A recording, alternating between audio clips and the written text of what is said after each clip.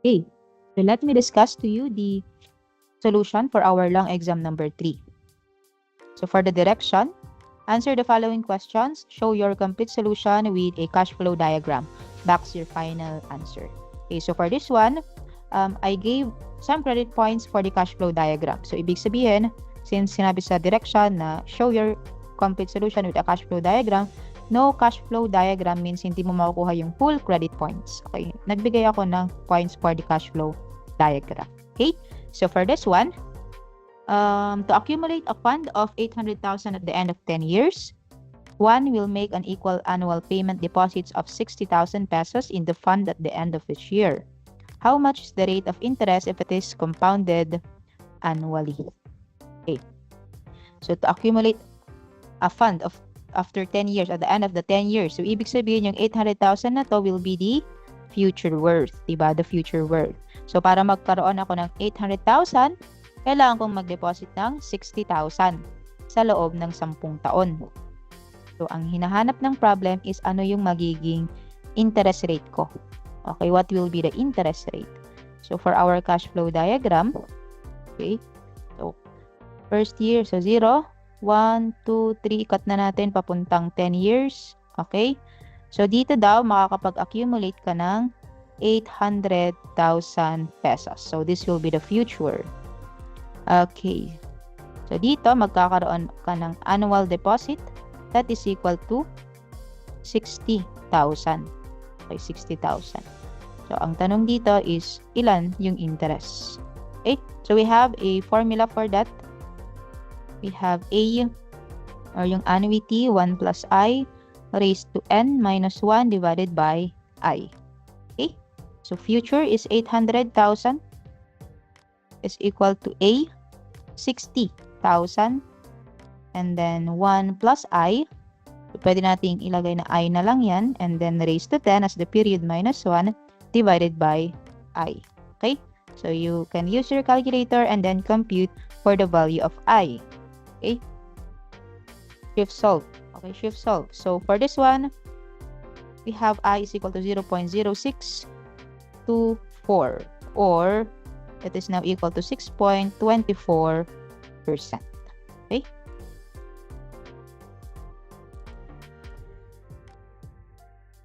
Next, for number 2. So, Engineer Pedro loans an amount of 100,000 at the local commercial bank at 5% compounded semi-annually. How much is his monthly payment if he is required to pay at the beginning of the first day of the month for the period of 30 years? Okay. So, si Pedro daw, nangutang siya ng 100,000 with an interest rate of 5% compounded semi-annually. So, this 100,000 will serve as the principal, okay, 100,000, and then compounded semi-annually. Therefore, sige, we have P is equal to 100,000, and then we have a rate that is equal to 5% compounded semi-annually. So, we have M is equal to 2. Therefore, the interest rate will become 0.05 divided by 2. Okay, or that is equal to 0.025. Okay, 0.025 or 2.5%. Okay, now, ilan daw yung babayaran niya in a monthly basis for the period of 30 years? Okay, so yung monthly payment na yon, it is required to start at the beginning of the first day of the month. Okay, so we have here the word beginning. To pay at the beginning of the first day of the month for a period of 30 years. Okay, so for this one, mapapansin natin na yung ating interest is compounding semi-annually. Okay, 5% compounded semi-annually. So, semi-annually yung interest natin. But, he needs to pay it monthly. Diba? He needs to pay it monthly. Therefore, hindi sabay yung interest natin with the payment na gagawin niya. Okay, so ang gagawin natin dito is kukunin natin yung equivalent I or equivalent interest. Okay, equivalent interest nung gagawin niya in a monthly basis. Kasi nga, yan, hindi sabay eh. Monthly payment tapos 5% compounded semi-annually. Kukunin natin yung equivalent interest on a monthly basis. Okay? So, ang una natin gagawin dito is to determine I. So, ibig sabihin, 1 plus I raised to n minus 1 is equal to 1 plus I raised to n minus 1. So, this one is for the interest na semi-annually, and then this one is yung monthly payment niya, interest for its monthly payment. Okay, so we have 1 plus I, ano yung interest of this commercial bank? 5% compounded annually. So we have here 5% or 0.05 divided by semi-annually, 2. Okay, 2. Sa loob ng isang taon, ilang beses siya magbabayad? 2. Okay, 2. Next, minus 1 is equal to 1 plus I. 1 plus I, yan yung hinahanap natin. Okay, 1 plus I. Or po pwede naman natin na kasi ang I natin is R all over M. Okay, so po pwede tayong gumamit ng R and M. Or po pwede rin naman na I na lang. No. So for this one, sige, gawin natin R all over M. So ang rate natin dito, rate M, yung payment niya is in monthly basis, therefore 12. 12. Okay, ilang beses siya magbabayad sa isang taon? 12 also. Okay, minus 1. So cancel out, cancel out. So what will be the rate? Monthly.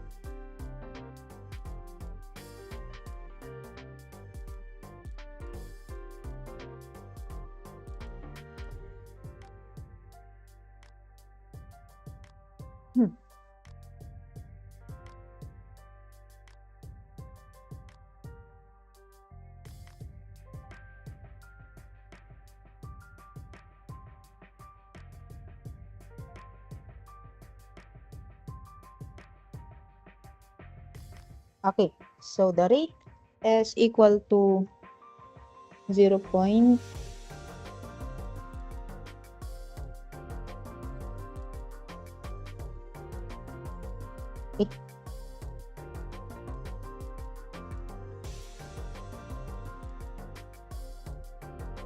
so matatagalan yung calculator natin dito. So ang gagawin natin dito is simplify muna natin. 1 plus 0.05 divided by 2 squared. So this will be equal to 1.050625. Okay, is equal to 1 plus R all over 12 raised to 12. So ang gagawin natin dyan, 12 root. Okay, so we have here 12.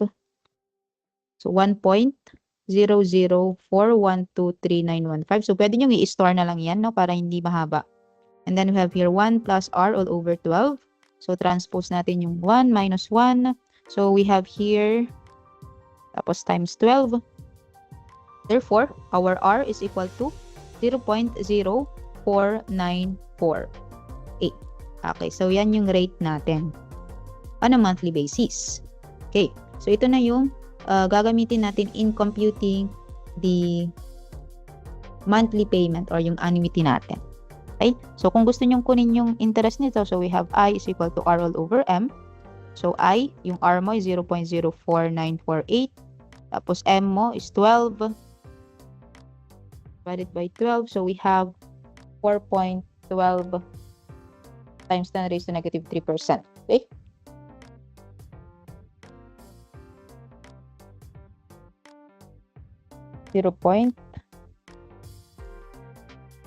In monthly basis, so 0. Wait lang. Tama.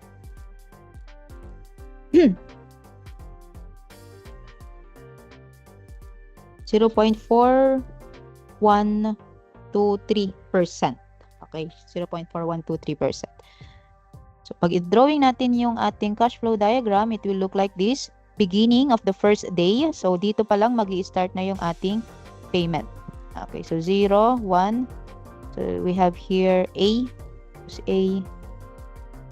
Okay. So, take note na semi-annually siya magbabayad or monthly payment siya magbabayad. Monthly payment, so sa loob ng isang taon, 12 times siya magbabayad. 12 times. Therefore, 12 times 30 years. So we will be having 360 payment period. Okay? 360. So pwede na natin yung ikat papuntang 360. Okay. So A. So ang tinatanong ng problem is ano yung magiging value ng A natin? If the principal is equal to 100,000.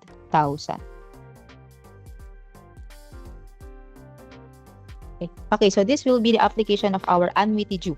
Okay, annuity due kasi it will start on the beginning. So annuity due. So tandaan natin yung formula natin for annuity due. So we have P is equal to A. Tapos 1 plus I raised to N minus 1 divided by, or N minus 1, N minus 1 divided by I of, ano ba yan?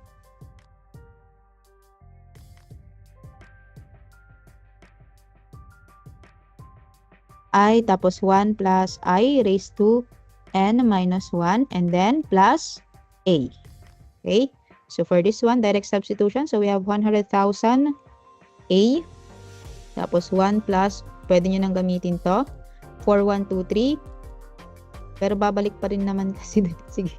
Pwede nyo gamitin yung rate, pwede nyo gamitin yung I. Okay? So I kasi is R all over M. So pag ginamit na natin yung I, no need to divide it by 12, no? Sige, nagkasanayan kasi natin na I is equal to R all over N. Edi yun na lang yung gamitin natin. Okay, so 0.04948. Ilang beses siya magbabayad sa isang taon? 12. Okay. Ilan yung payment period niya? 360 minus 1. Okay, and then minus 1 divided by 0.04948 divided by 12. Tapos 1 plus 0.04948 divided by 12 raised to 360 minus 1. Okay, plus A. Plus A. Okay, so compute natin. So upon computing it, sa ating calculator, shift solve, A is equal to 529.771 pesos. Okay? So, he need to pay 529 pesos every month sa loob ng 30 years para sa utang niyang 100,000 pesos. Okay?